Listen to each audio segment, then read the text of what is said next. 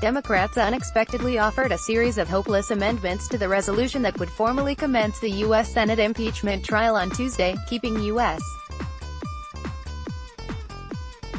senators and U.S. Supreme Court Chief Justice John Roberts in the Congress's upper chamber to endlessly debate and vote on them all night.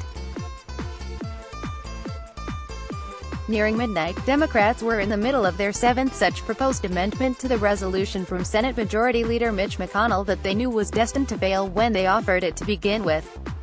At the center of the strategy is Rep. Adam Schiff, DCA, the chairman of the House Intelligence Committee and one of the lead impeachment managers House Democrats sent to the Senate, who has been on and off the floor of the Senate all day.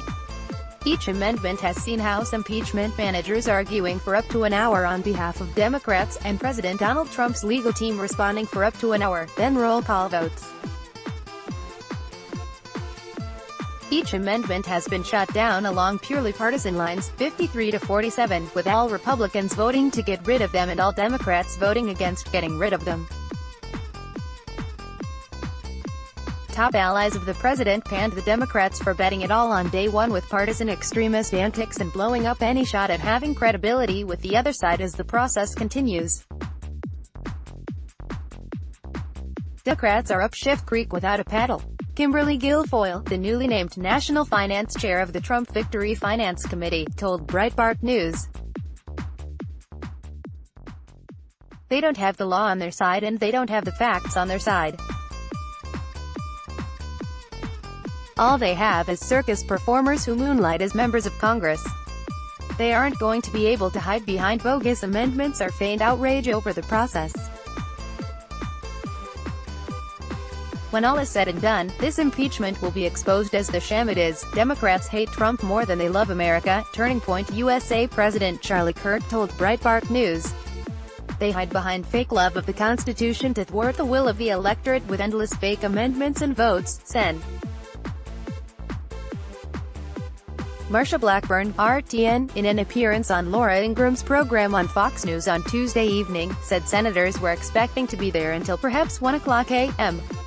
Other Senate GOP offices speculated to Breitbart News that Senate Minority Leader Chuck Schumer's games may keep senators and Roberts, who is overseeing the trial that has yet to actually commence, and will not begin until the Senate adopts McConnell's resolution, in the chamber until as late as 3 a.m.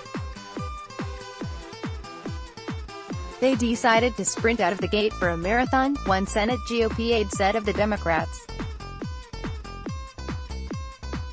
"You don't win someone over by making sure they stay until 3 a.m. That point about losing people who may have been agreeable to some of the Democrats' demands later in the trial is one that several GOP Senate aides keep reiterating. In that eventually, when they may actually need some of the less conservative GOP senators to push for witnesses, Democrats may have burned any goodwill and lost the moral high ground before the trial even started." Assuming the McConnell resolution is eventually adopted, it would create a structure whereby, beginning this week, there will be 3 days of 8 hours length each, 24 hours total, for opening statements for the trial where the House Democrats, impeachment managers, and the president's legal team will make their opening statements. After that, senators will have an opportunity to ask both sides questions. Then, after the question period of approximately a couple days, the Senate would consider witnesses and extra evidence. But the antics Democrats are engaging in on the floor of the Senate before the trial even begins are turning GOP senators forcefully away from the possibility of working with Democrats later in the trial, a positive sign for the president. GOP senators are livid that the half-wit House impeachment managers are using them as props to boost Rachel Maddow's ratings, another senior Senate GOP aide told Breitbart News. "Being forced to listen to Zoe Lofgren read her script is going to turn Susan Collins into Ted Cruz. Let's block ads. Why?